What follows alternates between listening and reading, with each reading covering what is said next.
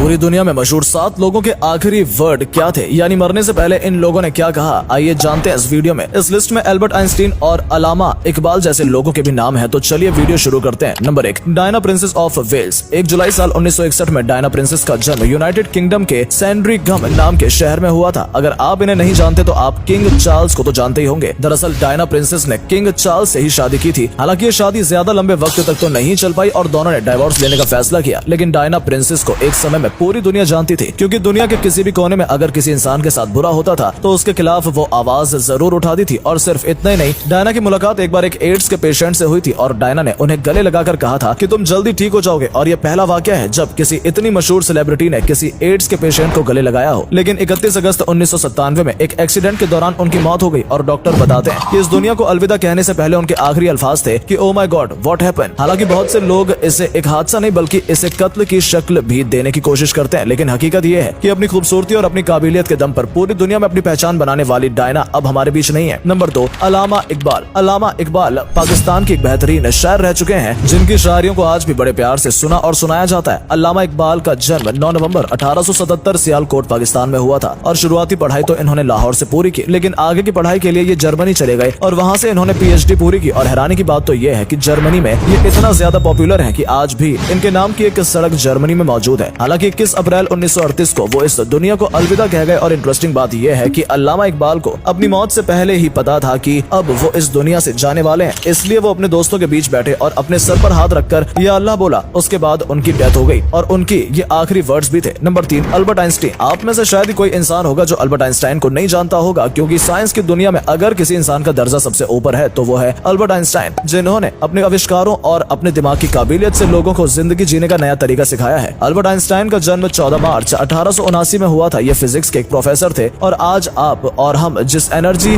Valence formula को जानते हैं, ये फार्मूला भी अल्बर्ट आइंस्टाइन ने ही दिया था। और इतना ही नहीं बल्कि साल 1955 तक अल्बर्ट आइंस्टाइन ने जितनी भी बातें साइंस के बारे में कही थी वो आज सारी सच होती हुई नजर आ रही हैं। और इंटरेस्टिंग बात तो यह है कि अल्बर्ट आइंस्टाइन ने टाइम मशीन के बारे में भी बताया था कि एक समय में टाइम मशीन जैसी चीज भी बन सकेगी, लेकिन अब ये देखना होगा कि अभी उसमें और कितना टाइम जाने वाला है। लेकिन सोचने वाली बात यह भी है कि अल्बर्ट आइंस्टाइन जिनके पास इतना ज्यादा दिमाग था, उनकी मौत भी ब्रेन कैंसर की वजह से हुई और उनके आखिरी वर्ड्स थे I want to go when I wanted, it is tasteless to prolong life artificial, I have done my share, it is time to go, I will do it elegantly. इसका ये मतलब था कि अब मेरे जाने का वक्त आ चुका है और मैं जो कुछ भी करना चाहता था वो सब कुछ कर चुका हूँ। नंबर 4, सद्दाम हुसैन। सद्दाम हुसैन एक ऐसी शख्सियत रह चुकी है जिनके दोस्त तो बहुत थे लेकिन उनके दुश्मन भी कोई कम नहीं थे। हालांकि जब वो इराक की पॉलिटिक्स में इन्वॉल्व थे तो उन्हें दुनिया के सबसे ताकतवर लोगों में गिना जाता था, क्योंकि उन्होंने अपने करियर में कई जंगें लड़ी और उन जंग में उन्हें जीत भी हासिल हुई। लेकिन जब अमेरिका के ऊपर 9/11 का हमला हुआ उसके बाद अमेरिका तिलमिला उठा, जिसके बाद इसने इराक और ईरान जैसे कई देशों के ऊपर हमला करना शुरू कर दिया। और वहीं अमेरिका को कभी सद्दाम हुसैन का दोस्त बताया करता था, उसी ने सद्दाम हुसैन के ऊपर हमला किया। और हमले के बाद जब सद्दाम हुसैन गायब हो गए तो कई सालों तक उन्हें ढूंढने के बाद आखिरकार अमेरिकी गवर्नमेंट ने सद्दाम हुसैन को पकड़कर इराक की गवर्नमेंट के हवाले कर दिया, जहां उनके ऊपर कई सालों तक मुकदमा चला और उसके बाद उन्हें सजाए मौत सुना दी गई। उनके आखिरी वक्त में जो लोग उनके साथ थे उन्होंने बताया कि उन्होंने मरने से पहले अल्लाहू अकबर, मुस्लिम उम्मा will be victorious and Palestine is Arab कहा था। इसको हिंदी में ट्रांसलेट करें तो इसका मतलब होता है कि अल्लाहू अकबर, एक दिन फिलिस्तीन आजाद जरूर होगा। Number 5, Steve jobs. 24 फरवरी 1955 में स्टीव जॉब का जन्म कैलिफोर्निया में हुआ था। इन्होंने अपने कॉलेज की पढ़ाई रीड कॉलेज में पूरी की और कॉलेज के दिनों में ही उन्हें अपनी काबिलियत का अंदाजा लग गया था, इसलिए उन्होंने अपनी पढ़ाई छोड़कर उस जमाने की मशहूर वीडियो गेम कंपनी अटारी को ज्वाइन कर लिया था और वहाँ काम करने लगे थे। और उसके साथ साथ अपने घर के गैराज में ही उन्होंने कंप्यूटर बनाने की शुरुआत की, जिसे आज आप और हम कंप्यूटर, एप्पल कंप्यूटर के नाम से जानते हैं। और ऐसे ही धीरे धीरे करके उन्होंने बहुत कम वक्त में कामयाबी हासिल की और फिर साल 2007 में उन्होंने दुनिया का पहला स्मार्टफोन आईफोन लॉन्च किया। और तब से लेकर आज तक आईफोन की पॉपुलैरिटी कितनी है ये हमें आपको बताने की जरूरत नहीं है, आप अच्छे से जानते ही होंगे। लेकिन अचानक स्टीव जॉब्स के गॉल ब्लैडर में कैंसर हो गया, जिसकी वजह से उनकी मौत हो गई। और बताया जाता है कि जाने से पहले वो बहुत खुश नजर आ रहे थे और उनके मुंह से ओ वाओ ही निकला था। और इसके पीछे क्या वजह थी इसके बारे में कुछ कहा नहीं जा सकता। नंबर 6, बेनजीर भुट्टो। हो सकता है आप में से बहुत लोगों ने ये नाम पहले सुना हो, क्योंकि बेनजीर भुट्टो पाकिस्तान की सबसे काबिल प्रधानमंत्री मानी जाती हैं। और सिर्फ पाकिस्तान ही नहीं, बेनजीर भुट्टो पहली ऐसी महिला थी जो किसी मुस्लिम देश की प्रधानमंत्री बनी थी। 21 जून साल 1953 में इनका जन्म कराची के अंदर हुआ था और दुनिया के सबसे मशहूर यूनिवर्सिटी ऑक्सफोर्ड और हार्वर्ड यूनिवर्सिटी से उन्होंने अपनी पढ़ाई पूरी की थी। और क्योंकि उनका फैमिली बैकग्राउंड भी पॉलिटिक्स से ही था तो बेनजीर भुट्टो को शुरुआत से ही राजनीति के दांव पेच के बारे में समझ थी। और फिर पाकिस्तान में 1990 से लेकर 1999 का एक ऐसा दौर आया जब बेनजीर भुट्टो लगातार वहाँ की प्रधानमंत्री चुनी गई। इससे आप समझ सकते हैं कि पाकिस्तान के लोग उन्हें कितना ज्यादा पसंद करते थे, लेकिन कुछ लोग ऐसे भी थे जो बेनजीर भुट्टो की पार्टी के खिलाफ थे और इस वजह से वो चाहते थे कि बस किसी तरह से बेनजीर भुट्टो को इस पार्टी से बाहर निकाल दिया जाए, जिसकी वजह से 27 दिसंबर 2007 को पाकिस्तान के रावलपिंडी में जब वो भाषण दे रही थी, उसी दौरान गोली मारकर उनकी हत्या कर दी गई। और इंटरेस्टिंग बात यह है कि भाषण के दौरान उनके आखिरी अल्फाज ये थे कि जीते रहो Bhutto. Number 7, Muammar Gaddafi. Gaddafi हो सकता है आपने नाम ये पहले जरूर सुना हो, क्योंकि दुनिया के सबसे अमीर लोगों में इनकी कभी गिनती की जाती थी और ये लीबिया के प्रेसिडेंट भी रह चुके हैं। हालांकि 1970 से लेकर 2012 तक उन्होंने लीबिया की पॉलिटिक्स में काफी अहम योगदान दिया था, या फिर ये भी कह सकते हैं कि गद्दाफी कहीं ना कहीं